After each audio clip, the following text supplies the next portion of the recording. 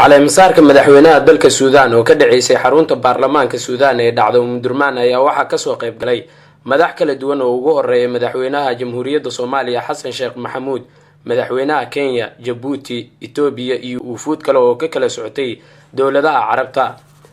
madaxweyne Xasan Sheekh Maxamuud ayaa u gacan qaaday madaxweynaha la doortay ee dalka Suudaan Mudane Umar Xasan al-Bashir isagoo ugu hambaliyay doorashadii ka dhacday dalka Suudaan ee uu cod aqlabiyad ah ku guuleystay. waxayna u dhacday dhaarinta madaxweynaha dalka Suudaan Mudane Umar Xasan al-Bashir sida tan وأحميه وأحافظ عليه وأن أراعي قوانين جمهورية السودان وأن أدافع عن سيادة البلاد وأن أعمل لمرتفعها وأوطد دعاية نظام الحكم الديمقراطي اللامركزي وأن أصون كرامة الشعب السوداني وعزته والله على ما أقول شهيد.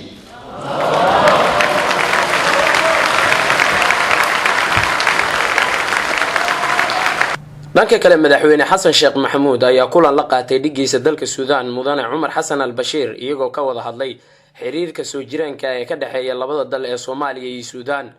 iyagoo sidoo kale ka wada hadlay sidii loo dardargelin lahaa xiriirkaasi sida uu TV-ga qaranka u sheegay wasiir ku-xigeenka arrimaha dibadda ee dawladda Soomaaliya Mudane Axmed Cali Kadiye. sida la socotaan wafdigii madaxweynaha hogaaminaya Jamhuuriyadda Federaalka Soomaaliya oo soo gaaray shalay magaalada Khartoum caasimadda dalkan Suudaan waxaa maanta ka dhacay calaamasaarka madaxweynaha Jamhuuriyadda Suudaan Umar Xasan Axmed al-Bashir oo maanta ka dhacday aqalka weyn ee baarlamaanka ama golaha shacabka, halkaasoo madaxweynaha lagu dhaariyay laguna calaamasaaray. calaamasaarkaas kadib labada madaxweyne waxay wada qaateen kulan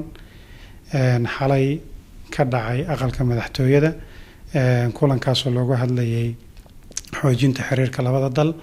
iyadoo madaxweynaha dalkan Suudaan uu cadeeyo sheegay shacabku inay yihiin shacab walaala oo isla dhashay oo runtii wax badan ay ka dhaxeeyaan. madaxweynaha jamhuuriyaddan uga mahad celiyay taageerada ballaaran ee uu siiso mar walbaba dalka Suudaan ay siiyaan Soomaaliya, haba ugu badnaata dhinaca waxbarashada oo halkan ay wax ka bartaan arday qiyaastii lagu qiyaaso 6,000 oo arday. marka labada madaxweyne waxay aad ugu dheeraadeen xiriirka labada dal